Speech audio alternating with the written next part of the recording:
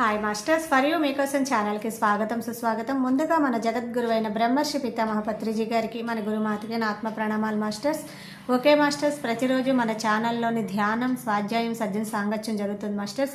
అలాగే ఈ Zoom section పాల్గొన్న మాస్టర్లకు, యూట్యూబ్లో చూస్తున్న మాస్టర్లకు కూడా ధన్యవాదాలు తెలుపుకుందాం. ఓకే మాస్టర్స్, ఈరోజు మన ఛానల్కి సీనియర్ పిరమిడ్ మాస్టర్ గారైన రామలక్ష్మి గారు హైదరాబాద్ నుంచి వచ్చారు. మేడం గారిని సాదరంగా ఆహ్వానించుకుందాం. ఈరోజు మేడం చెప్పబోయే టాపిక్ జీవిత ధ్యేయం. పత్రిజీ గారు ఈ గొప్ప ఆత్మజ్ఞానం అందించడానికి మేడం గారికి వెల్కమ్ చెప్దాం మాస్టర్స్. నమస్తే మేడం, వెల్కమ్ మేడం. నమస్తే మేడం. నమస్తే అండి. నమస్తే. Thank you madam.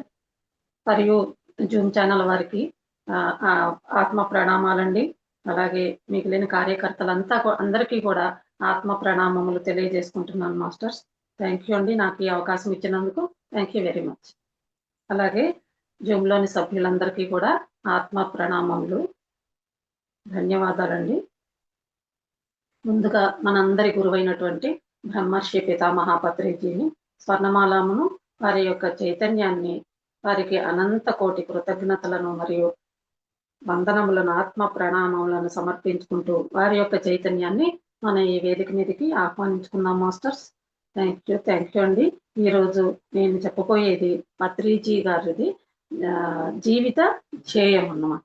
పత్రిజీ మనందరికీ కూడా అందించినటువంటి జ్ఞానం, జీవిత ధ్యేయం ఇది ఏమిటనేది మనం తెలుసుకుందాం మాస్టర్స్. థ్యాంక్ యూ అండి.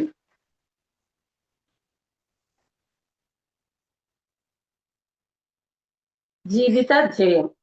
ప్రతి క్షణంలోనూ ఆనందంగా జీవించటమే జీవిత ధ్యేయం.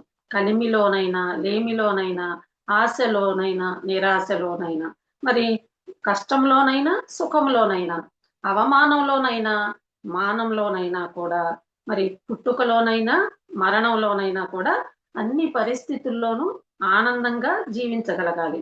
కలిమిలోనే, జయంలోనే, మరి మానవులోనే మాత్రమే ఆనందాన్ని వెతుక్కుంటూ మరి ఉన్నవారికి జీవిత ధ్యేయం అంటే ఏమిటో తెలియదన్నమాట. ఇంకా వారికి ఆ జీవిత ధ్యేయం అనేది దక్కలేదు అని అర్థం వస్తుంది మేడం మాస్టర్స్. మన ఆనందం ఎంతో, ప్రక్కవారి ఆనందం కూడా అంతే ముఖ్యం కావాలి. మరి మన మౌనం మనకెంత ముఖ్యమో, ప్రక్కవారి మౌనం కూడా మనకంతే ముఖ్యము. మన ఏకాంతం మనకెంత ముఖ్యమో, ప్రక్కవారి ఏకాంతం కూడా మనం అంతే ముఖ్యమని భావించాలి. ఈ విధంగా జీవించగలగడమే జీవిత ధ్యేయం. దీని పేరే ఆధ్యాత్మిక తత్వం అని తెలియజేశారు మనకి పత్రిజీ. మరి దిగజారిన ప్రాపంచిక తత్వం అన్నది తనకు మాత్రమే జయాన్ని కోరి ప్రక్కవారి జయాన్ని మటుకు కోరదన్నమాట. అంటే ఎవరైతే ఈ ప్రాపంచికత్వంలో దిగజారి ఉంటారో వారు ఏమి భావిస్తారంటే, జయం కలిగినా ఏం కలిగినా అది మన వరకే, ఇతరులకు కాదు అని మనకే దక్కాలి అనేటటువంటి అభిప్రాయంతో ఉంటారన్నమాట. మరి అలాంటి వారు ఆ దిగజారిన ప్రాపంచిక తత్వం అన్నది తనకు మాత్రమే సుఖాన్ని కోరి ప్రక్కవారి సుఖాన్ని కూడా కోరుకోరు. మరి పరుల హాని మీద ఆధారపడే సుఖం దిగజారిన ప్రాపంచిక తత్వం అన్నమాట. అంటే ఇతరులకి హాని కలిగించేటటువంటి పనులు మనం ఏమైనా చేశామనుకోండి, మన ద్వారా వాళ్ళకి ఏదైనా హాని జరిగిందంటే మరి అది దిగజారినటువంటి ప్రాపంచిక తత్వం అవుతుంది వారి జీవనం. మరి పరుల లాభం మీద ఆధారపడే సుఖం దిగజారని ప్రాపంచిక తత్వం. అంటే మనం ఎప్పుడైతే ఇతరుల మేలు కోరి మనం ఏ పని అయితే వారికి మనం ఏ విధంగానైనా సహాయం చేసినా అది ఏమవుతుందంటే దిగజారకుండా ఉన్నటువంటి ప్రాపంచిక తత్వం అవుతుంది మనది. మరి ఆధ్యాత్మికత అన్నది మాత్రమే దిగజారని ప్రాపంచిక తత్వానికి దారి చూపేది. మరి అయితే జీవిత ధ్యేయంలో జీవించటం అన్నది జీవితంలో ఒకానొక ప్రధాన భాగం మాత్రమే. మరి రెండవ ప్రధాన భాగం ఏంటంటే జీవిత కార్యక్రమాన్ని సూచిస్తుంది. అంటే ప్రత్యేక వ్యక్తిచే ప్రత్యేకంగా ఎన్నుకోబడిన జీవితంలో ప్రత్యేక కార్యక్రమం అనేది ఒకటి ఉంటుందన్నమాట వారి జీవితంలో. అది జీవితం యొక్క రెండవ ప్రధాన భాగం. మొదటి భాగం ఏదైతే ఈ ప్రాపంచిక తత్వంలో ఉన్నారో, మరి అదే విధంగా ప్రతి మనిషి రెండవ భాగమైనటువంటి ఈ ఈ విశిష్టత ఒకటి ప్రత్యేకమైనటువంటి కార్యక్రమం వారి జీవితంలో ఒక ప్రత్యేకమైనటువంటి విశిష్టతని వారు కలిగి ఉంటారన్నమాట. అది మాత్రమే చేయగల పనులు ఉన్నాయి. ఆ వ్యక్తి మాత్రమే చేయగలుగుతారు. ఇతరులెవరికీ మళ్ళీ అది కుదరదు. అంటే ప్రతి ఒక్కరిలోనూ ఏదో ఒక విశిష్టత అనేది ఉంటుంది. ఆ విశిష్టత ద్వారానే మన జీవితంలో మనం ముందుకు అడుగు వేయగలుగుతాం అన్నమాట. పుట్టక ముందే అవి ప్రణాళికలో మనం తీసుకుని వచ్చే ప్రణాళికలోనే అది ఉంటుంది. కేవలం జీవిత ధ్యేయంలో జీవించటం, కేవలం ఆధ్యాత్మిక తత్వంలో జీవించటం అన్నది పూర్ణ జీవితం అవుతుంది. కానీ పరిపూర్ణ జీవితం కాజాలదు. అనుక్షణము ఆధ్యాత్మిక తత్వంలో జీవించటంతో పాటు మానవుడు జీవితంలో చేయవలసిన ప్రత్యేక కార్యక్రమాలు కూడా తప్పకుండా ఉంటాయి. ఎవరి ప్రత్యేకత, విశిష్టతలను వారు ప్రపంచానికి అందించటమే ఆ మిగిలిన కార్యక్రమం.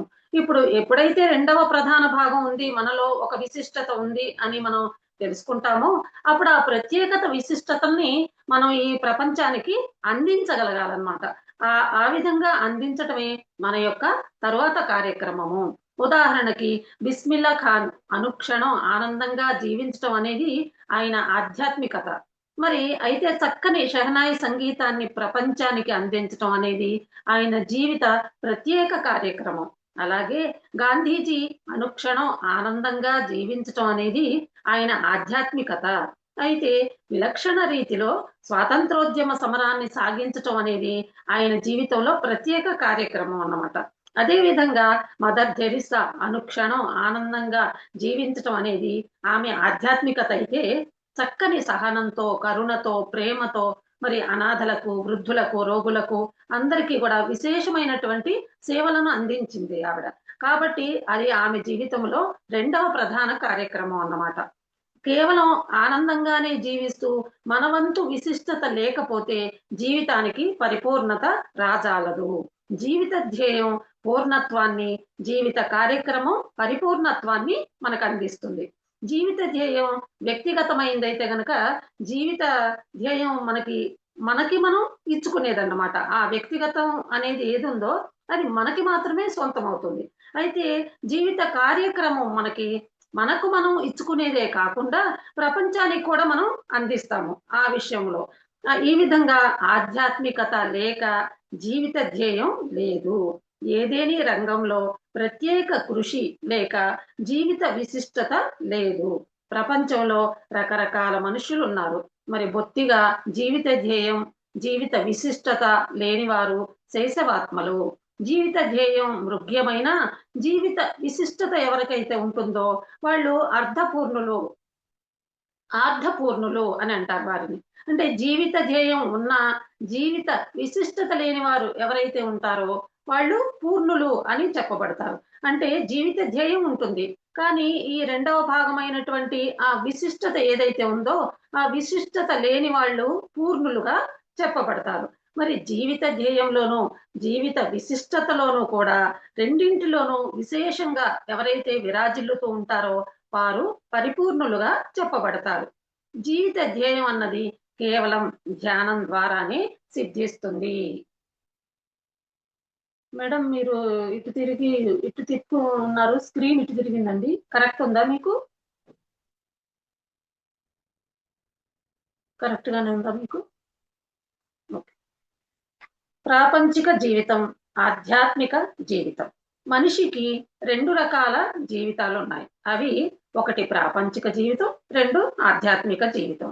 ప్రాపంచిక జీవితం 11 అంశాలతో కూడుకొని ఉంది.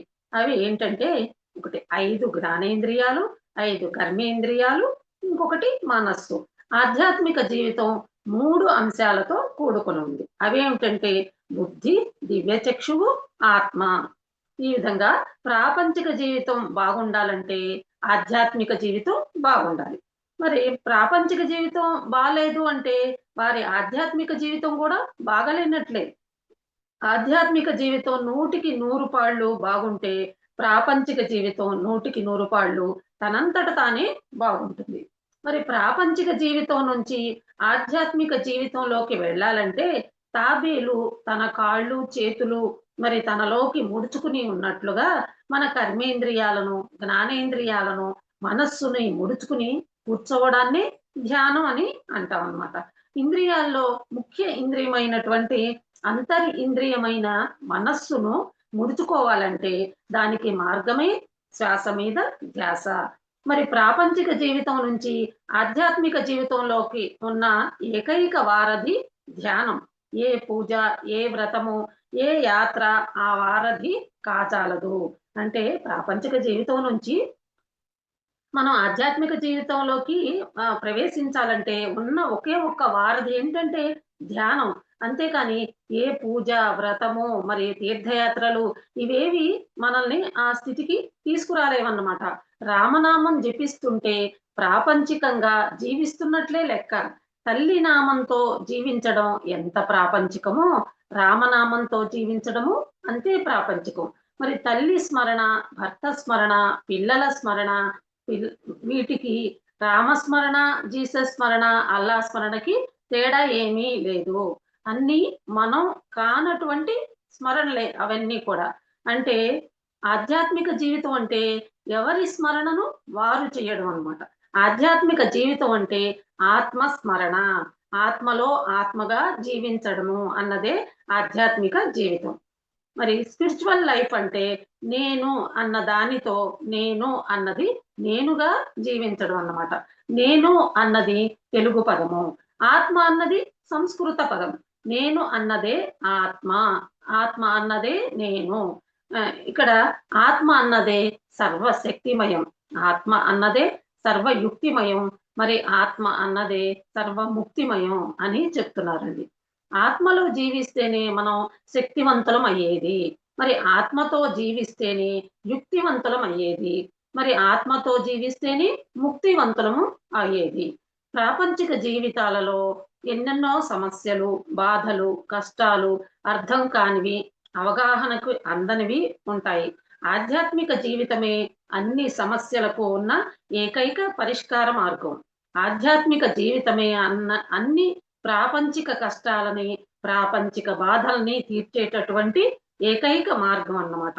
ఆధ్యాత్మిక జీవితమే అన్ని ప్రాపంచిక దురవగాహనాలను తొలగించే ఏకైక మార్గము. ఆధ్యాత్మిక జీవితం అంటే ధ్యాన జీవితమే. ఆధ్యాత్మికత అంటే ధ్యానమే.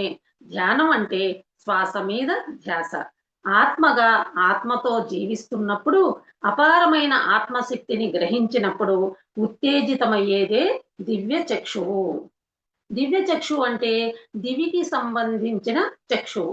దివ్య చక్షువుతో సమస్త లోకాలు దర్శించగలం. దివ్య చక్షువు ఉత్తేజితమైన వాళ్ళనే ఋషులు అంటాము. ధ్యానిగా మొదలై యోగిగా ఎదిగి వెంటనే ఋషులుగా మారతాం.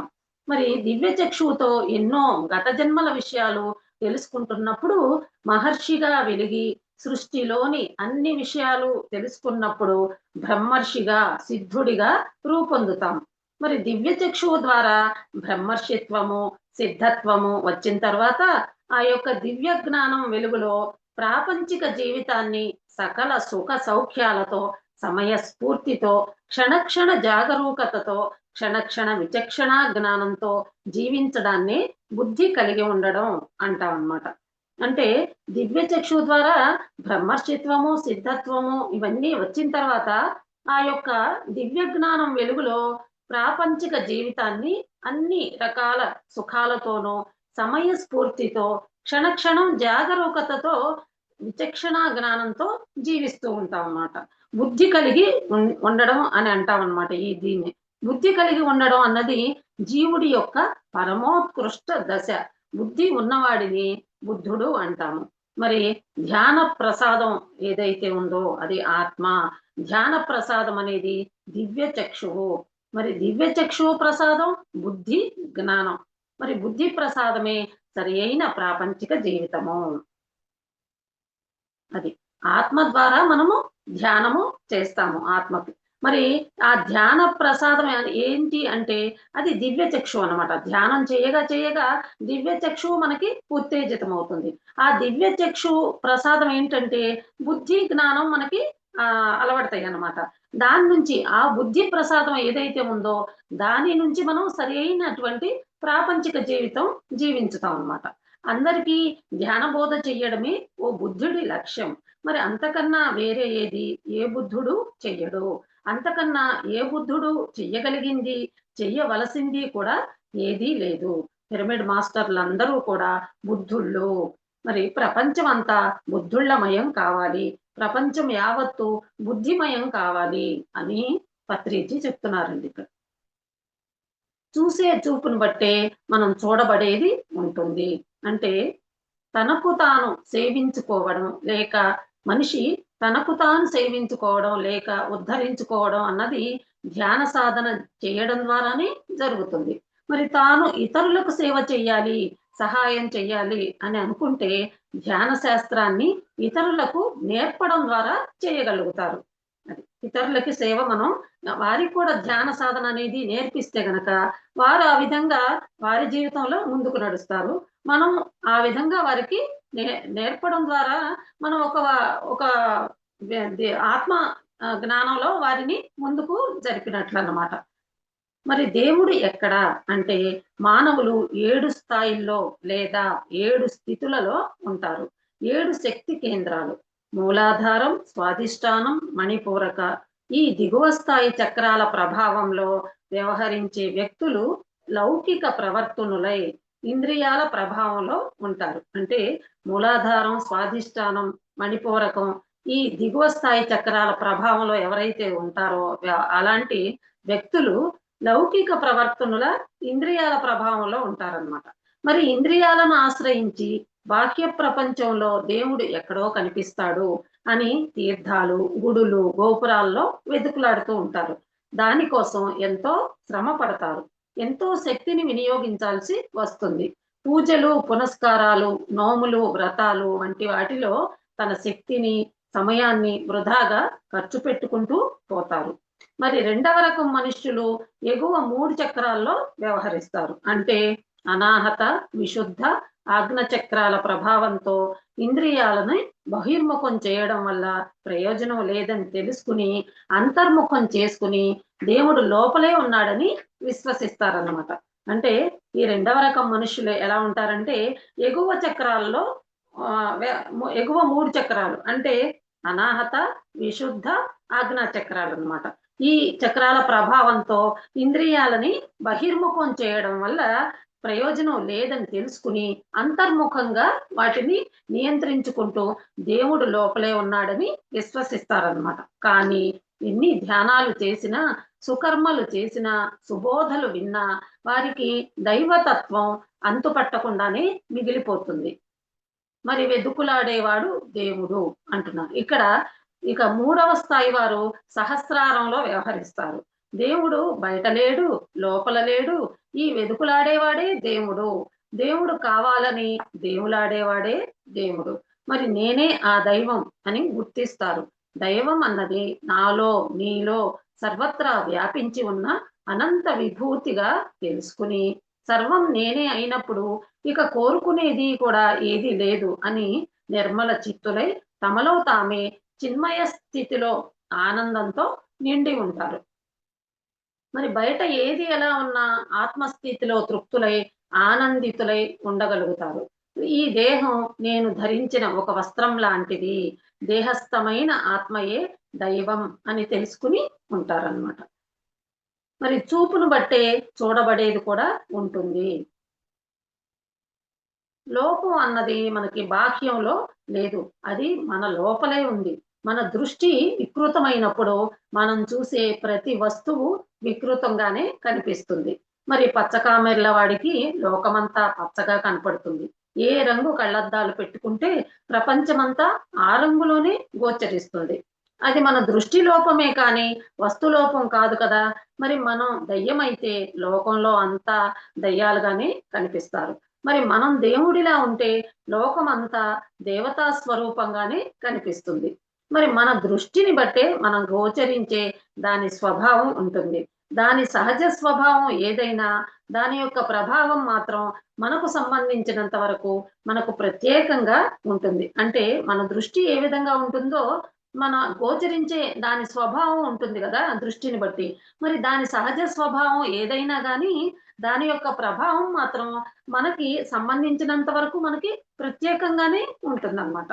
తాడును చూసి పామని భ్రమపడినప్పుడు నిజానికి అది తాడే అయినా, మనకు సంబంధించినంత వరకు అది పామే అన్న భయ విహ్వలత మనకి కలిగించి తీరుతుందన్నమాట. మరి దృష్టిని స్వస్థం చేసుకోవాలి అంటే ఉన్నది ఉన్నట్లుగా గుర్తించగల దృష్టి, దృక్పథం అలవర్చుకుంటేనే అది సత్యస్ఫూర్తినిస్తుంది. మరి భ్రమల బారిన పడకుండా అప్రమత్తుల్ని చేస్తుంది మనల్ని ఈ దృష్టి. మరి సత్యజ్ఞానం ఉన్నప్పుడు మనకు గల సమర్థతల్ని, శక్తియుక్తుల్ని, కార్యశక్తిని ప్రయోజనాత్మకంగా, గుణాత్మకంగా ప్రవృద్ధ మార్గంలో వినియోగించి కార్య విజయాన్ని పొందగలుగుతాం అన్నమాట. అంటే సత్యజ్ఞానం ఉన్నప్పుడు మనకి గల సమర్థతలు, మరి శక్తియుక్తులు, కార్యశక్తిని ప్రయోజనాత్మకంగా, గుణాత్మకంగా ప్రవృద్ధ మార్గంలో వినియోగిస్తాము. అలా వినియోగించినప్పుడు మనం కార్య విజయాన్ని పొందగలుగుతాం అన్నమాట ఏ కార్యంలోనైనా. మరి మనలోని చైతన్యం మూలాధారంలో ఉన్నప్పుడు జీవితం మనకి నరకప్రాయంగా ఉంటుంది. మన చైతన్యం ఏదైతే ఉందో అది మూలాధార స్థితిలో ఉందనుకోండి, అప్పుడు మన జీవితం ఎంతో నరకంగా ఉంటుంది. మరి అదే వస్తువులు, అదే ప్రపంచం, మన చైతన్యం సహస్రారంలో ఉన్నప్పుడు అంతా స్వర్గంలా గోచరిస్తుంది. అంటే అదే వస్తువులు, మరి అదే ప్రపంచం, మన చైతన్యం ఆ సహస్రారంలో ఉందనుకోండి, అప్పుడు మనకి అంతా స్వర్గంలా కనపడుతుంది. మరి మన చైతన్యాన్ని, దృష్టిని రోజు రోజుకి విస్తరింపజేసుకుంటూ ఉండాలన్నమాట. మరి నిన్నటి కంటే ఈ రోజు కంటే రేపు మన మనమంతా కూడా ఇంకా ఇంకా విస్తరణ చెందాలి అని అంటున్నారు. చైతన్యం విస్తరించాలంటే మనస్సు స్థిరంగా ఉండాలి ముందు. మరి చంచలమైన మనస్సుని స్థిరంగా, స్వాంతనంగా చేసుకోవాలి. అలా మనస్సు స్థిరమైన కొద్దీ కూడా మనలోని చేతనా శక్తి అంతకంతకి పెరుగుతూ ఉంటుందన్నమాట. మరి మనస్సు ఆ విధంగా స్థిరం చేసుకోవడానికే మనం ఇంకా ఇంకా ధ్యాన సాధన చేసుకుంటూ ఉండాలి. ఎంత ఎక్కువగా ధ్యానం చేస్తే అంత ఎక్కువగా మన మనస్సు స్థితమవుతుంది. అంతగా మన చైతన్యం విస్తరిస్తుంది. అంతగా వివేకం కూడా పెరుగుతుంది మనలో. మరి అంతగా సత్యం గోచరిస్తుంది. ఈ విశ్వ రహస్యాలు మనకు మరింత వివరంగా యథాతథంగా ప్రకాశిస్తూ ఉంటాయి. ఎప్పుడైతే మనం ధ్యాన సాధన పెంచుకుంటామో అప్పుడే మన మనస్సు ఇంకా ఇంకా స్థితమైపోతుంది మన ఆత్మలో. ఆ విధంగా మనం సత్యం అనేది ఒకటి మనకి గోచరిస్తుంది. ధర్మ మార్గంలో మనం వెళ్తూ ఉంటాము. ఈ విశ్వ రహస్యాలు ఏవైతే ఉన్నాయో అవన్నీ కూడా మనకి మెల్లమెల్లగా అర్థమవుతూ ఉంటాయి అన్నమాట. యథాతథంగా మనలో ప్రకాశిస్తూ ఉంటాయి ఈ విశ్వ రహస్యాలన్నీ. సహస్రార స్థితిలో మన చైతన్యం నిలువగలిగినప్పుడు మన సాధన నిరాటంకంగా, నిశ్చలంగా సాగుతుంది. మన చైతన్యం ఎప్పుడైతే సహస్రార స్థితిలో ఉంటుందో అంటే మన స్థితి మూలాధారం నుంచి సహస్రారానికి రావాలన్నమాట. అలా రావాలంటే ధ్యాన సాధన ద్వారానే మనం మన చైతన్య శక్తిని పెంచుకోగలుగుతూ సహస్రార స్థితికి చేరగలుగుతాము. మరి మన సాధన నిరాటంకంగా, నిశ్చలంగా సాగుతుందప్పుడు. ఏ పనిలో ఉంటే ఆ పనిలో పూర్తి నిమగ్నతతో మనం వ్యవహరిస్తామన్నమాట.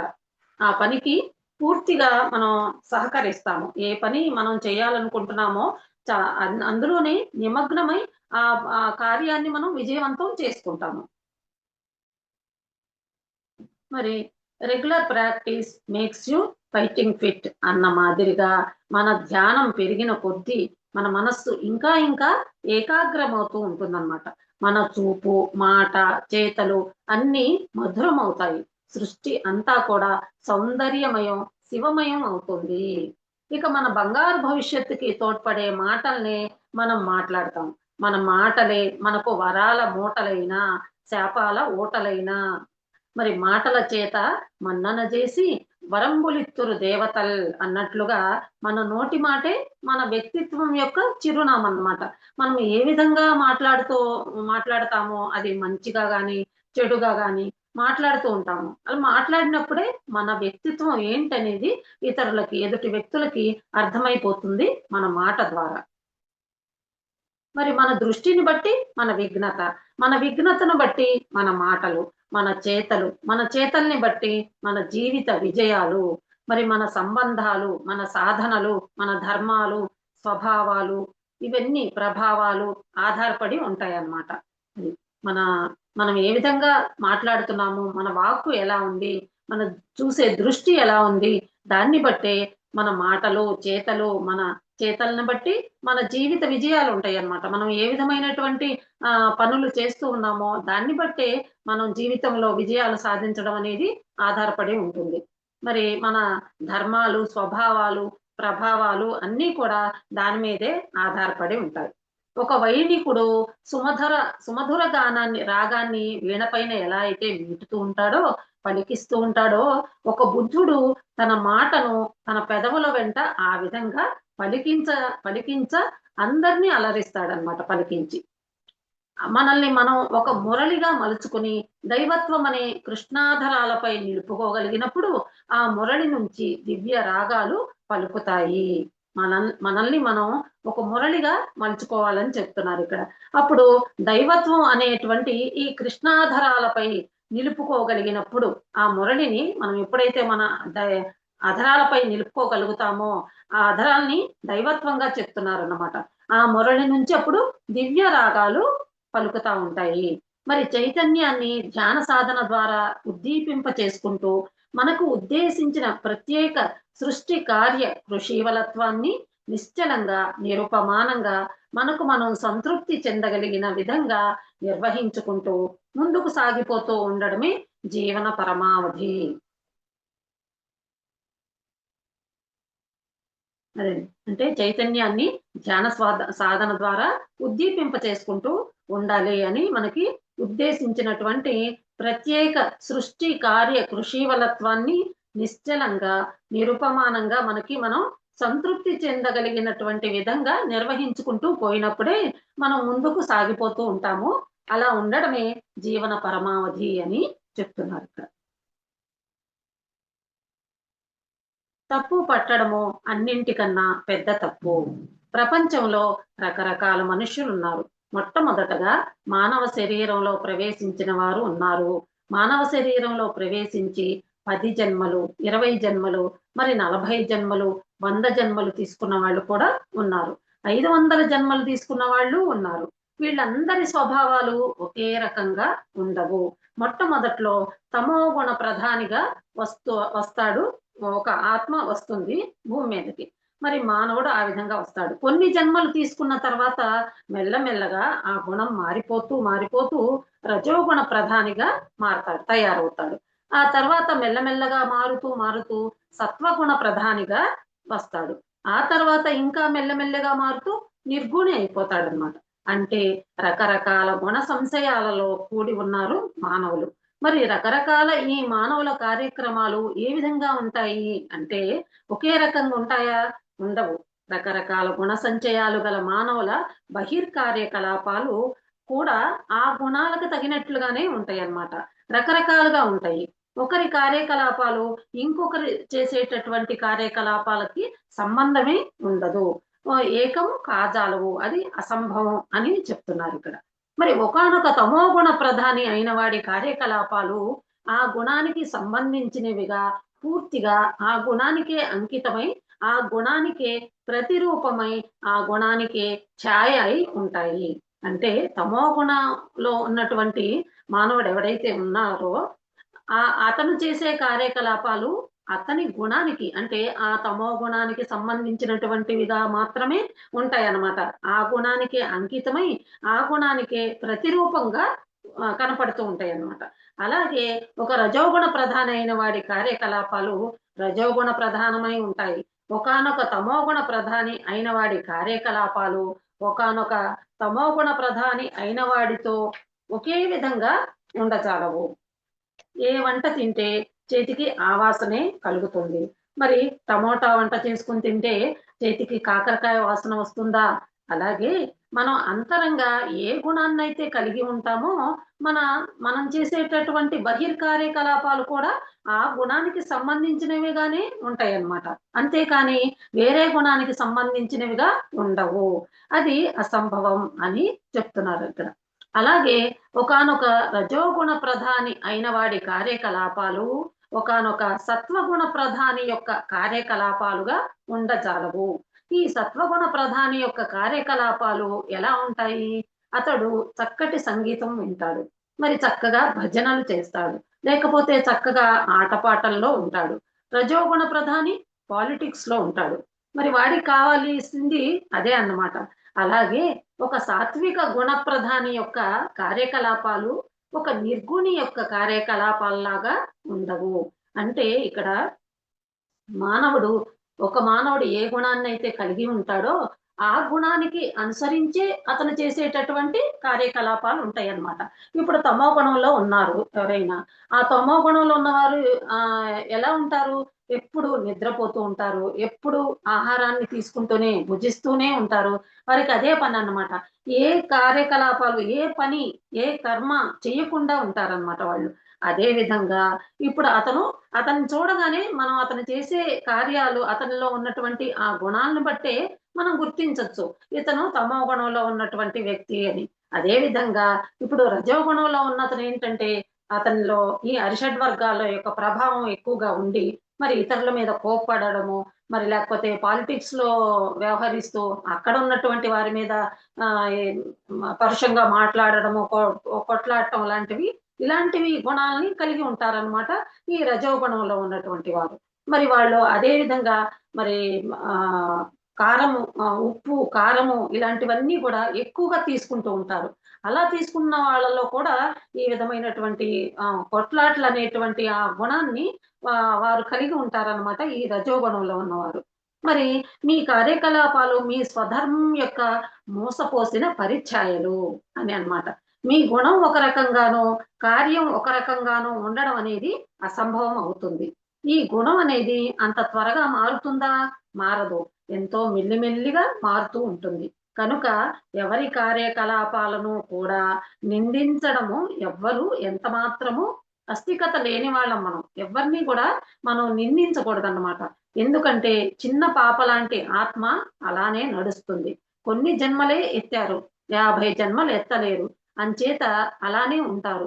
5 జన్మలకి ఏ స్వభావాలు కలిగి ఉండారో అలాగే ఉంటారు కదా! ఇప్పుడు 5 ఏళ్ల పాప ఉంది. ఆ పాపలో ఏమి గుణాలుంటాయి? అతని ఆ ఆ వయస్సుకు సంబంధించినటువంటి పనులే చేస్తుంది. అలాంటి గుణాన్ని కలిగి ఉంటుంది. అదే విధంగా 50 జన్మలెత్తిన వాళ్ళు, 10 జన్మలెత్తిన వాళ్ళకి కూడా అదే విధంగా తేడా ఉంటుంది గదా! 1000 జన్మలు తీసుకున్నవాడు ఏ పనులు చేస్తాడో అవే చేస్తాడనమాట. కనుక తప్పు ఎక్కడ ఉంది? తప్పు అనేది లేనే లేదు. తప్పు పట్టడం అన్నది అన్నింటికన్నా పెద్ద తప్పు. కనుక ప్రతి మానవుడు కొన్ని జన్మల్లో తమోగుణిగా పుట్టాల్సిందే. మరికొన్ని జన్మల్లో రజోగుణిగా పుట్టాల్సిందే. మరికొన్ని జన్మలు సత్వగుణంగా ఉండవలసిందే. చివరగా నిర్గుణంగా అయి తీరుతాడు. అంటే ఈ ఈ అన్నిట్లో నుంచి కూడా జన్మలు తీసుకుంటూ ఎప్పుడైతే ఆ గుణాన్ని జయించి ఇంకొక గుణంలోకి అడుగు పెడతాడో అప్పుడే అతను జన్మ మారుతుందన్నమాట. ఈ విధంగా మారుకుంటూ మారనంత వరకు అదే జన్మలోనే, అదే గుణంలోనే ఉంటాడన్నమాట. తమో గుణం ఉన్నవాడు 10 జన్మలు తీసుకున్నాడు అప్పటికే. అయినా కూడా అతని గుణం మారలేదనుకోండి, ఇంకా ఆ గుణాన్నే అందులోనే ఉంటాడన్నమాట తమో గుణంలోనే. ఎప్పుడైతే ఇంకా ఇంకా జన్మలు తీసుకుని ఆ గుణం నుంచి రజో గుణంలోకి వస్తాడో అప్పుడే అతని జన్మ మారుతుందన్నమాట. ఈ విధంగా కనుక మనం ఎవరిని తప్పు పట్టవలసిన పని లేదు. ఎందుకంటే వాళ్ళు తీసుకున్న జన్మలు తక్కువ కాబట్టి వాళ్ళు ఆ గుణంలోనే ఉన్నారు. మరి ఎక్కువ జన్మలు తీసుకున్న వాళ్ళు ఆ గుణాన్ని దాటి ఇంకొక గుణంలోకి వచ్చారు. అదే విధంగా మనం ఎవరిని తప్పు పట్టకూడదు. తప్పు పట్టవలసిన పని లేదు. మనం కూడా ఆ గుణాల్లో నుంచి ఈ గుణాల్లోకి వచ్చామన్నమాట. ఈ గుణాలన్నీ దాటుకునే మనం ఇప్పుడు ఈ ఆధ్యాత్మిక స్థితిలోకి వచ్చాము. ఈ ధ్యాన స్థితిలోకి వచ్చామంటే అవన్నీ దాటుకుని వచ్చిన వాళ్ళమే మనమంతా కూడా. కాబట్టి ఆ గుణాల్లో ఉన్నటువంటి వారిని మనం తప్పు పట్టకూడదు అని ఇక్కడ చెప్తున్నారు. జడ్జ్ నాట్ అని అన్నాడు జీసస్ క్రైస్తు. ఒక ప్రాస్టిట్యూట్ ని రాళ్లతో కొట్టబోతుంటే మీలో తప్పు చెయ్యని వాళ్ళు ఎవరో వాళ్ళు మాత్రమే రాళ్లతో కొట్టండి అని అన్నాడు. అప్పుడు అందరూ రాళ్లు క్రింద పడేశారు. అంటే ఎవరి స్థాయిల్లో వాళ్ళు తప్పులు చేస్తూనే ఉంటారు, ఒప్పులు చేస్తుంటారు. కనుక ఎవ్వరిని తప్పులు పట్టే సమర్థత లేని వాళ్ళం మనము. అలాగే ఎవ్వరి చేష్టల్ని కూడా నిందించకూడదు. ఎవ్వరి చేష్టలను నిందించ సమర్థత లేని వాళ్ళమే అందరము. ఈ లోకంలోనే కాదు, ఏ లోకంలోనైనా సరే అని అంటున్నారండి ఇక్కడ. ముచ్చటైన మన 3 స్థితులు. మనిషి మనిషే అంటే మొట్టమొదటి స్థితిలో a man is a man అంటే మానవుడు ఒక మామూలు మానవుడుగానే ఉంటాడు. మామూలు మానవుడుగా పూర్తిగా తాను ఒక మిథ్యా ప్రపంచంలో జీవిస్తూ ఉంటాడు. మిథ్యా ప్రపంచం అని అనటంలోని అంతరార్థం ఏంటంటే ఇది అసంపూర్ణ జ్ఞానం వల్ల, మరి అజ్ఞానం వల్ల నిర్మితమైన సామాజిక అభిప్రాయాలతో, ఇష్టాలతో, ధర్మాధర్మాలతో పూర్తిగా ఆవరించబడి ఓ సగటు మానవుడి పాలిట కారాగారంలో వదిలించుకోవటానికి కూడా చాలా కష్టతరమైన బంధనంలా ఏర్పడిన ప్రపంచం మాత్రమే గనుక. అంటే అసంపూర్ణ జ్ఞానం వల్ల మరి అజ్ఞానం వల్ల నిర్మితమైనటువంటి సామాజిక అభిప్రాయాలతో, ఇష్టాలతో అవన్నీ కూడా ధర్మాధర్మాలతో పూర్తిగా ఆవరించబడి ఎవరైతే ఉంటారో ఓ సగటు మానవుడి పాలిట అవన్నీ కూడా కారాగారం లాగా వదిలించుకోవటానికి కూడా చాలా కష్టతరమైన బంధనంలా ఏర్పడిన ప్రపంచంలో ఉంటాడనమాట ఆ మానవుడు. కనుక మిథ్యా ప్రపంచానికి భయం రారాజు. మిథ్యా ప్రపంచానికి భయం అనేది రారాజుగా ఉంటుందన్నమాట. చీకటేమో మంత్రిగా ఉంటుంది. అంటే ఈ స్థితిలోని మానవుడి ప్రతి పదాన్ని కూడా భయం శాసిస్తుంది, బెరుకు నిర్దేశిస్తుంది. అంటే ఏదైనా మనం మాట్లాడాలనుకున్నా కూడా మన మాటని, మనం మాట్లాడబోయే ఆ పదాన్ని ఈ భయం అనేటటువంటిది శాసిస్తుందన్నమాట. ఆ భయం వల్ల మనం మాట్లాడలేకపోతాము. మరి బెరుకు అనేది ఒకటి ఉంటుంది. ఆ బెరుకుతో మనం ముందుకు వెళ్ళలేకపోతాము. మరి స్వతంత్ర జీవిగా తనదైన సృజనాత్మకతను పండించుకోవటానికే జన్మించాడన్న విషయాన్ని పూర్తిగా మర్చిపోయి దైవిక ప్రకృతి శక్తులతో నిర్మితమైన నిజమైన ప్రపంచంలో లేని భయాల్నే ఆధారంగా చేసుకుని జీవిస్తూ ఉంటాడు. మరి ఈ స్థితిలో ఓ జింకలాగా, ఓ పులిలా తమ స్వతహా సిద్ధమైనటువంటి సహజ లక్షణాలతో ఎలా ప్రవర్తిస్తున్నాయో అలా మనం మన సహజ గుణగణాలతో ప్రవర్తించటం లేదు అని ఇక్కడ అంటున్నారు. అంటే ఒక జింకలాగా, ఒక పులిలాగా తమ స్వతహా ఉన్నటువంటి సహజ లక్షణాలతో అవి ఎలా ప్రవర్తిస్తూ ఉన్నాయో మరి అలానే మనం మన సహజ గుణగణాలతో ప్రవర్తించటం లేదు ఈ మిథ్యా ప్రపంచంలో ఉండి అని అంటున్నారండి. మన బాహ్య ప్రపంచం వైవిధ్యాలతో నిండి ఉంది.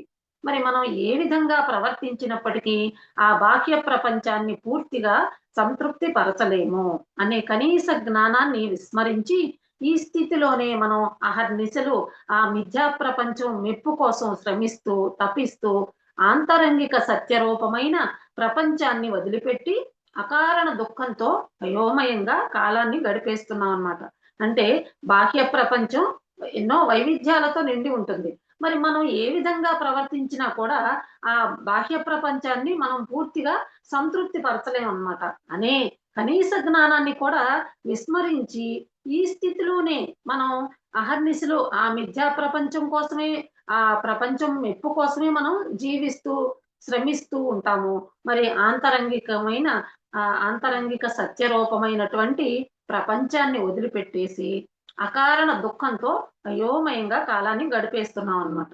అంటే మొదటి స్థితిలోని మానవుడే గాని మానవ జన్మలోని ఔన్నత్యాన్ని, మానవత్వంలోని మధురిమని కూడా మర్చిపోయి జీవిస్తున్న అసంపూర్ణ మానవుడు.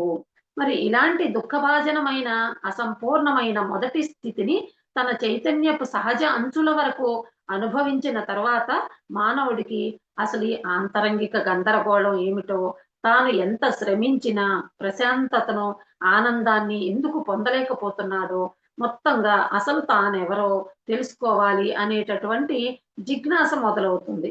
అప్పుడే దీక్షగా, పట్టుదలగా రెండవ స్థితిలోకి అడుగు పెడతాడు. అక్కడి నుంచి మనిషి కేవలం అణు పరమాణువులు కాదు. అంటే ఈ రెండవ స్థితిలో a man is no more mere matter అంటే తన స్వస్వరూపం విశ్వరూపం అని దర్శనమిచ్చిన స్థితే రెండవ స్థితి అన్నమాట. అంటే రకరకాల భయాలతో, అనుమానాలతో ఇంతకాలం జీవితాన్ని కొనసాగిస్తూ వచ్చిన నేను అసలు కేవలం మానవుణ్ణే కాదని, దివ్య చైతన్యపు శకలాన్నని, స్వయాన తానే భగవంతుణ్ణనే సత్యం ఎరుకలోకి వచ్చిన సంభ్రమాల స్థితి అన్నమాట ఇది.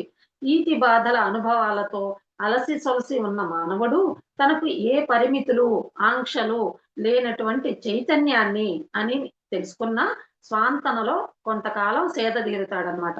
అంటే ఈ ఈతి బాధల అనుభవాలతో అలసి సొలసిపోయి ఉంటాడు కదా మానవుడు. అప్పుడు తనకి ఏ పరిమితులు లేవు, ఎలాంటి ఆంక్షలు లేవు. అలాంటి చైతన్యాన్ని నేను అని తెలుసుకుంటాడనమాట. తెలుసుకుని ఈ ఇందులోనే కొంతకాలం సేదదీరుతాడు. అపరిత అపరిమితత్వం మరి అనంతత్వం మాత్రమే సత్యాలుగా గోచరించే ఈ స్థితికి వెలుగు చీకటి కాని ఓ నిర్మలమైన కాంతి రాజైతే నిశ్చలతత్వం అనేది మంత్రిగా ఉంటుంది ఈ స్థితిలో. మరి ఈ స్థితిలోని మానవుడికి బాహ్య ప్రపంచంలోని అనుభవాలన్నీ అర్ధరహితంగాను, కేవలం ఆంతరంగిక అవగాహన ప్రశాంతత మాత్రమే ప్రధానమైనవిగాను కనిపిస్తాయి. ఉరకలేసే సంతోషం గాని, వివశత్వాన్ని అందించే దుఃఖం గాని ఈ స్థితిలోని మానవుడి దరికి చేరవు. హృదయం అంతా ఆవరించిన సంతృప్తితో ఓ రకమైన నిర్మలానంద స్థితిలో ఉండిపోతుంటాడు. సృష్టి జరుగక ముందు విశ్వమంతా నిండి ఉన్న మూల చైతన్య స్వరూపానికి ఎలాంటి వ్యక్తీకరణ ఉండదు. సరిగ్గా అలాంటి భావ వ్యక్తీకరణకు దూరంగా ఆ మూల చైతన్యానికి ప్రతిబింబంలా ఉండడాన్ని ఇష్టపడుతూ ఉంటాడు. ఈ స్థితిలో మానవుడు మానవుడిగా కాక తానే భగవంతుడై జీవిస్తూ ఉంటాడు. ఇలా కొంతకాలం భగవత్ చైతన్య స్థితిలో కొనసాగిన తర్వాత ఆ స్వాంతనలో మొదటి స్థితిలోని భేదాన్ని, భారాన్ని అధిగమించి శక్తివంతుడవుతాడు. తగినంత శక్తిని పొందిన తరువాత భగవంతుణ్ణైన తాను అసలు మానవుడిగా జీవించుదామని ఎందుకు సంకల్పించుకున్నాడో స్ఫురణకొస్తుంది. ఇక ఆ కార్య సాధనకు సన్నద్ధుడై మూడవ స్థితిలోకి ప్రవేశిస్తాడు. అంటే ఈ రెండవ స్థితిలో ఉన్నటువంటి మానవుడు భగవత్ చైతన్య స్థితిలో కొనసాగిన తర్వాత ఆ స్వాంతనలో మొదటి స్థితిలోని భేదాన్ని, భారాన్ని అధిగమించేసి శక్తివంతుడవుతాడు. తగినంత శక్తిని పొందిన తర్వాత భగవంతుణ్ణైన తాను అసలు మానవుడిగా జీవించుదామని ఎందుకు సంకల్పించుకున్నాడో అనేటువంటి విషయం అతనికి స్ఫురణకొస్తుందన్నమాట. ఆ స్ఫురణకొచ్చిన తర్వాత ఆ కార్య సాధనకు సన్నద్ధుడైపోయి మూడవ స్థితిలోకి అడుగు పెడతాడు. చిట్ట చివరదైన మూడవ స్థితిలో మళ్ళీ అంటే మానవుడు అచ్చంగా మానవుడిగానే హాయిగా జీవిస్తాడు. రెండవ స్థితిలో ఆర్జించిన జ్ఞానంతో తాను అపరిమిత సామర్థ్యం కలిగిన చైతన్యాన్ని అన్న సత్యాన్ని మర్చిపోకుండా తాను అసలు ఏ మానవీయతను అనుభవించటానికి ఇలా ఈ లోకానికి వచ్చి ఉన్నాడో ఆ మానవత్వంలో సంపూర్ణంగా జీవిస్తాడు. మానవుడు నిజమైన మానవుడిగా జీవిస్తాడనమాట ఈ స్థితిలో. అంటే ఓ లేడిలా, పులిలా ఎలాగైతే స్వతసిద్ధంగా తమ తమ సహజ గుణాలతో జీవిస్తున్నాయో అలాగే మూడవ స్థితిలోని పరిణితి చెందినటువంటి మానవుడు కూడా తన సహజమైన లక్షణాలతో హాయిగా జీవిస్తాడనమాట.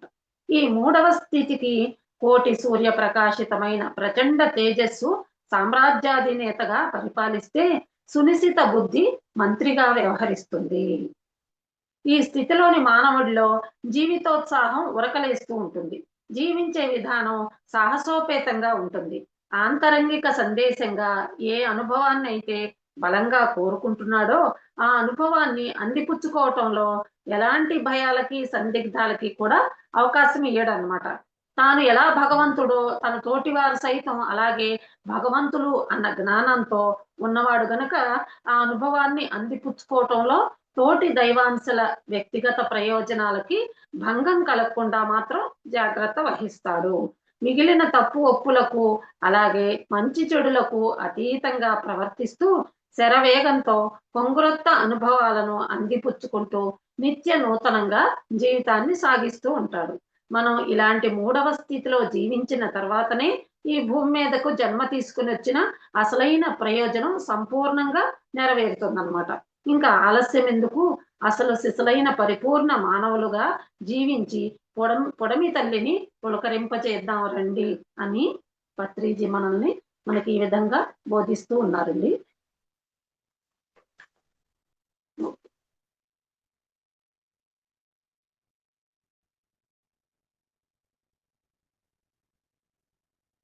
7 గొప్ప నేర్చుకోవడాలు. అంటే నేర్చుకోవడం అనేది 7 రకాలుగా ఉన్నాయి. అది ఎక్కడెక్కడ నుంచి మనం ఏ విధంగా నేర్చుకోవాలి అనేటువంటిది ఇక్కడ తెలియజేశారండి. మానవుడు ఎప్పుడు నేర్చుకుంటూనే ఉండాలి. అయితే క్యారమ్స్, క్రికెట్, వంట ఇలాంటివి చిన్న చిన్న నేర్చుకోవడాలు. కానీ మనం గొప్ప గొప్పవి నేర్చుకోవాలి. మరి గొప్పవి ఎక్కడున్నాయి? గొప్ప అంతా ప్రకృతిలో ఉంది. ప్రకృతికి దగ్గరగా ఉన్న వాళ్ళ నుంచి ప్రకృతికి దూరంగా ఉన్నవాళ్ళు నేర్చుకోవాలన్నమాట. ఈ నేర్చుకోవడాలనేవి 7 రకాలు. మానవ జాతిని 2 రకాలుగా విభజించవచ్చు. ఒకటి స్త్రీ జాతి, 2 పురుష జాతి. మరి స్త్రీ జాతి ప్రకృతికి దగ్గరగా ఉంటుంది. అందుకే స్త్రీని ప్రకృతితో పోల్చారు. స్త్రీ జాతి నుంచి పురుష జాతి ఎప్పుడూ నేర్చుకుంటూ ఉండాలి. వాటిలో ముఖ్యంగా శరణాగతి తత్వం అంటే తనను కోల్పోవడం కాదు, సర్వార్పణం, అహం రహిత భావన, వినయం, ప్రేమ, దయ, కరుణ, సహనం, నేర్పు ఇవన్నీ అన్నమాట. అంటే వయసులో చిన్నవాళ్ళ నుంచి నేర్చుకోవడం. అది ఎలా అంటే మానవ జాతిని వయస్సు పరంగా 2 రకాలుగా విభజించవచ్చు. వయసులో పెద్దవాళ్ళు, వయసులో చిన్నవాళ్ళు. మరి చిన్నవాళ్ళకి ఏమీ తెలియదు అని పెద్దవాళ్ళు అనుకుంటూ ఉంటారు. కానీ ఒక గొప్ప సత్యం మర్చిపోతారు. చిన్నవాళ్ళు అంటే మన తర్వాత వాళ్ళు. మరి మనకంటే ఒక జన్మ ముందున్న వాళ్ళు. అంటే అనుభవ రీత్యా ఒక అడుగు ముందు ఉన్నవాళ్ళు. చిన్నవాళ్ళు ప్రకృతికి దగ్గరగా ఉన్నవాళ్ళు. మరి కల్మష రహితులు.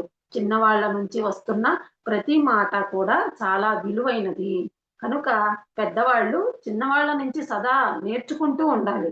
కానీ ఇక్కడ మన సాంప్రదాయంలో అయితే పెద్దవాళ్ళ మాట విను, పెద్దవాళ్ళు చెప్పింది విను, పెద్దవాళ్ళు ఏం చేస్తే అది చెయ్యి అని చెప్తూ ఉంటారు. కానీ చిన్నవాళ్ళలో కూడా చాలా నేర్పు అనేది ఉంటుంది. అది ప్రతి మాట కూడా చిన్నవాళ్ళ నుంచి వస్తున్నది ఏదైనా ప్రతి మాట అది విలువైనదే. కనుక పెద్దవాళ్ళు చిన్నవాళ్ళ నుంచి కూడా సదా నేర్చుకుంటూ ఉండాలని ఇక్కడ తెలియజేస్తున్నారు. పల్లెవాసుల నుంచి నేర్చుకోవడం. అంటే మానవ జాతిని మళ్ళీ 2 రకాలుగా విభజించారు. ఒకటి పల్లెవాసులు, ఇంకొకటి పట్టణవాసులు. ప్రకృతిలో జీవిస్తున్న వారు పల్లెవాసులైతే, ప్రకృతికి దూరంగా వెళ్తున్న వాళ్ళు వాసులు. పల్లెవాసుల్లోని ఉదయాన్నే లేవడం, లేచిన దగ్గర నుంచి ఒళ్ళు వంచి బాగా కష్టపడడం, ఉన్నంత మేరకు తృప్తిగా భుజించడం, కలిసిమెలిసి జీవించడం, ఆరు బయట నిద్రించడం, ప్రకృతి దేవతలను గౌరవించడం, కల్మషం లేని మాటలు, మంచి గాలి, వెలుతురు, మరి మసాలాలు లేని ఆహారం, ఆడంబరాలు లేని జీవితం ఇవన్నీ చాలా మటుకు పట్టణ జీవితంలో కనుమరుగైపోయాయి. పట్టణ వాసులది ఊపర్ షేర్వాని అందరు పరేషాని. కనుక పట్టణ వాసులు పల్లెవాసుల నుంచి ఎన్నో నేర్చుకోవాల్సి ఉంటుంది. జంతు వృక్ష సామ్రాజ్యాల నుంచి నేర్చుకోవడం. మానవుడు జంతు వృక్షాల కంటే తాను చాలా గొప్పవాడు అని భావిస్తున్నాడు. కానీ మానవుడు చాలా చాలా నేర్చుకోవాలి అని ఈ క్రింది విషయాల ద్వారా అర్థం చేసుకోవచ్చు. వృక్ష జాతి నుంచి నేర్చుకోవడం. మంచి గాలిని అందిస్తూ జంతు ప్రపంచ జీవన మనుగడలో ప్రధాన పాత్ర పోషిస్తోంది. మరి సకల జీవులకు అవసరమైనటువంటి ఆహారాన్ని, ఫలాల్ని అందిస్తుంది. మరి వర్షాలు కురవడానికి అనువైన వాతావరణాన్ని కలుగజేస్తూ ఉంది. మరి గృహస్థులకు అనేక రకాలుగా ఉపయోగాన్ని అందిస్తోంది. మరి పక్షి జాతికి ఆవాసం కలుగజేస్తోంది. తాము పుట్టినప్పటి నుంచి చనిపోయేంత వరకు తాను వృద్ధి చెందుతూ ఇతరుల నుంచి ఏమీ ఆశించకుండా తమ జీవితాలను సార్థకం చేసుకుంటున్నటువంటి కర్మయోగులు ఈ వృక్ష జాతి అనేది. మరి మానవ జాతి వృక్ష జాతి నుంచి నేర్చుకోవడానికి ఎంతైనా ఉందని ఈ పాటికి అర్థమై ఉంటుంది. కనుకనే మనకంటే అన్ని రకాల గొప్పవారైన మహాయోగులు మనకి ఎన్నో రకాలుగా ఈ విషయాన్ని చక్కగా చూపించారు. ఉదాహరణకి తులసి చెట్టుకి పూజ చేయటం, స్వర్ణాభరణాలతో తోగని కృష్ణుడు కేవలం 2 తులసి దళాలకి తోగడం లాంటివి అన్నమాట. మరి జంతు జాతి నుంచి నేర్చుకోవడం, ఆకలైనప్పుడు మాత్రమే ఆహారాన్ని తీసుకోవడం, మరి ప్రకృతిలో జీవించడం, తమ సహజ ఆహారాన్ని తప్ప వేరే ఆహారాన్ని ముట్టకపోవడం. ఉదాహరణకి ఆవు మాంసాన్ని తినదు, పులి గడ్డి మేయదు. తమ సహజ గుణాల్ని ఎటువంటి పరిస్థితుల్లోనైనా విడవకపోవడం. మరి మనం టెలిపతి ద్వారా, మౌనం ద్వారా జంతుజాతి నుంచి అన్నీ నేర్చుకుంటూ ఉండాలి. మరి చదువు లేని వాళ్ళ దగ్గర నుంచి నేర్చుకోవడం అనేది ఏంటంటే మళ్ళీ ఇక్కడ 2 రకాలుగా విభజిస్తే చదువు లేని వాళ్ళు, చదువుకున్న వాళ్ళు. మరి చదువు లేని వాళ్ళు ఎక్కువగా ప్రకృతికి దగ్గరగా జీవిస్తారు. వీళ్ళల్లో ఎక్కువగా వీళ్ళు ఎక్కువగా కష్టజీవులన్నమాట. అనుభవమే చదువుగా నేర్చిన వాళ్ళు. అహంకార రహితులు. అందరి సలహాలని తీసుకుంటారు వీళ్ళు. ఆడంబరాలకి పోనివారు. ఆశయ సాధనకి ఆశ్రయం ఇచ్చేవాళ్ళన్నమాట. ఆదరించేవాళ్ళు ఈ చదువు లేని వాళ్ళు. మరి చదువుకున్న వాడి కన్నా సాకలోడే మేలన్న సామెత 100కి 100 పాళ్ళు నిజం. రామలక్ష్మి గారు, ఓకేనండి, మళ్ళీ రేపు చెప్పుకుందామా? టైం అయిందండి. ఓకే, ఒక 1 మినిట్ పూర్తి. అలాగే అలాగే మేడం. రామకృష్ణ పరమహంస, రమణ మహర్షి, జీసస్, మహమ్మద్ ప్రవక్త, షిరిడి సాయిబాబా, ఇంకా మరెందరో వీళ్ళకంతా చదువు లేదు కానీ చదువుకున్న వారంతా వీళ్ళ దగ్గర నేర్చుకోవడానికి వచ్చారు. ఈ ప్రాపంచిక చదువును, ఈ డిగ్రీల్ని మానవుడు తనకు తోకగా తగిలించుకుని చిత్త చాంచల్యంతో మానసిక, శారీరక రుగ్మతల పాలవుతున్నాడు. కనుక నిజమైన చదువు విషయాన్ని, విజ్ఞానాన్ని పెంచేదిగా ఉంటుంది గాని అవి ఎవరెవరికి ఉంటాయో వాళ్ళే నిజమైన చదువుకున్న వాళ్ళు. అవి లేని వాళ్ళు ఎన్ని సర్టిఫికెట్లు ఉన్నా చదువు రాని వాళ్ళ క్రిందే లెక్క అన్నమాట. ఈ విధంగా ఈ రోజు పత్రిజీ అందించినటువంటి జీవిత ధ్యేయం ద్వారా, ఈ పుస్తకం ద్వారా మనం జ్ఞానాన్ని తెలుసుకున్నాం మాస్టర్స్. మరి కొంత రేపటి రేపటి కార్యక్రమంలో తెలుసుకుందామండి. థ్యాంక్ యూ అండి, నాకు ఈ అవకాశం ఇచ్చినందుకు అనేకమైనటువంటి కృతజ్ఞతలు. Thank you madam, thank you so much madam. For you, మీకోసం మన ఛానల్కి వచ్చి ఎంతో గొప్ప ఆత్మజ్ఞానం అందించిన మాస్టర్లందరికీ, ధనలక్ష్మి గారికి, రామలక్ష్మి గారికి ధన్యవాదాలు తెలుపుకుందాం మాస్టర్స్. అలాగే మాస్టర్స్, ప్రతినిత్యం ఎరుకతోటి ధ్యానం, స్వాధ్యాయం, సజ్జన సాంగత్యం చేద్దాం మాస్టర్స్. అందరి చేత చేయిద్దాం మాస్టర్స్. వైజాగ్కి మెగా పిరమిడ్ రావాలని పరమ గురువుల కోరిక, పత్రిగారి కోరిక, పత్రి మేడం కోరిక. మనమందరం సంకల్ప ధ్యానం చేసి వైజాగ్కి మెగా పిరమిడ్ వచ్చేలా చేద్దాం masters. Thank you masters. Thank you.